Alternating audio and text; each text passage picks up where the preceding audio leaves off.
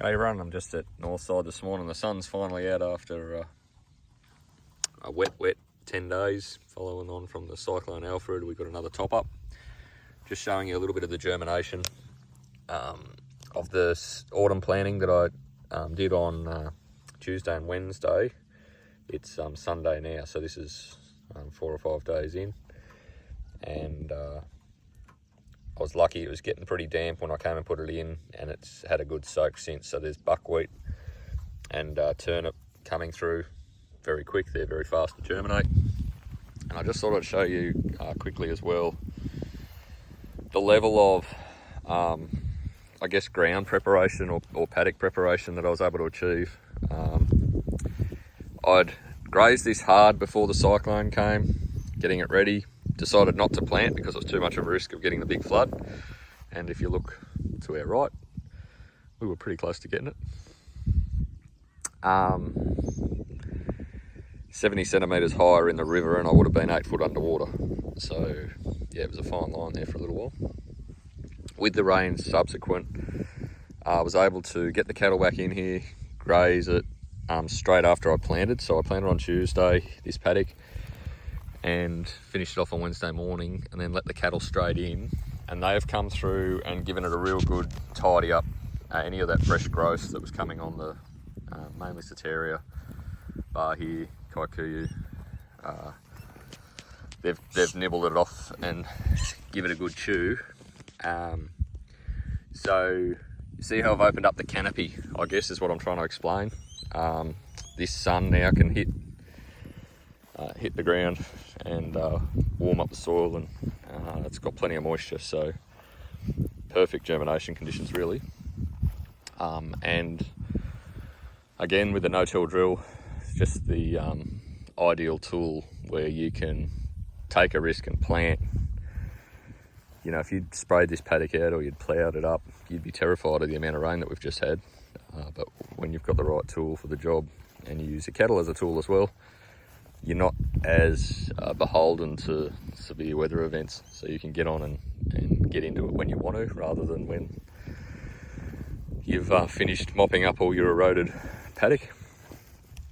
So yeah, really hopeful for a good strike here.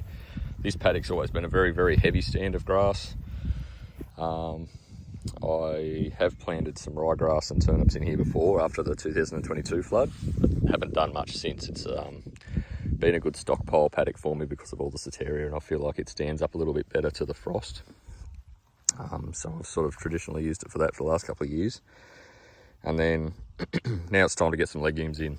I was really encouraged to see where the bulls are standing under this tree in this next paddock. Really encouraged by some legume planting that I've done in this corner.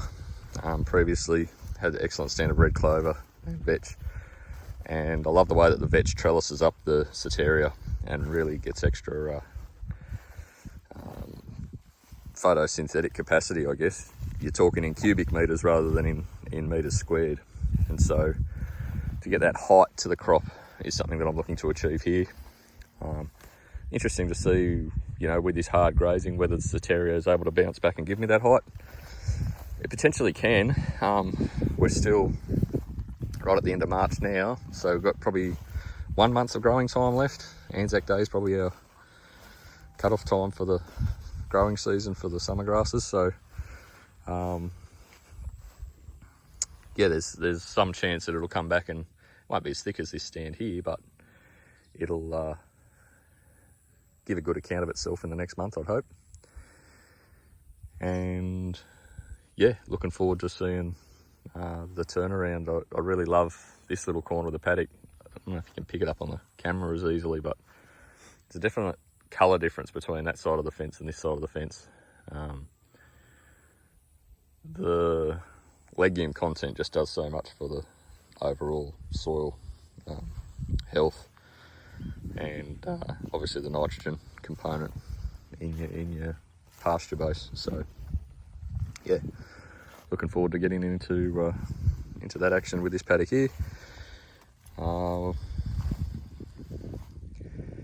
Got another paddock planted at the front, which is following on from the summer multi-species crop, and I anticipate that'll go pretty well too with the stored nitrogen in the soil. So you start creating a cycle, and that's what farming's all about, in my opinion. You start the cycle, build on the cycle, and it should just get exponentially better from there. Anyway, I'll stop rabbiting on. I am really enjoying my time in the paddock this morning because the sun's out finally and I don't have a wet shirt. And Sunday, good time to stop and have a look and pause and reflect on what you're doing and why you're doing it. Righto, have a good one. Enjoy what you're doing.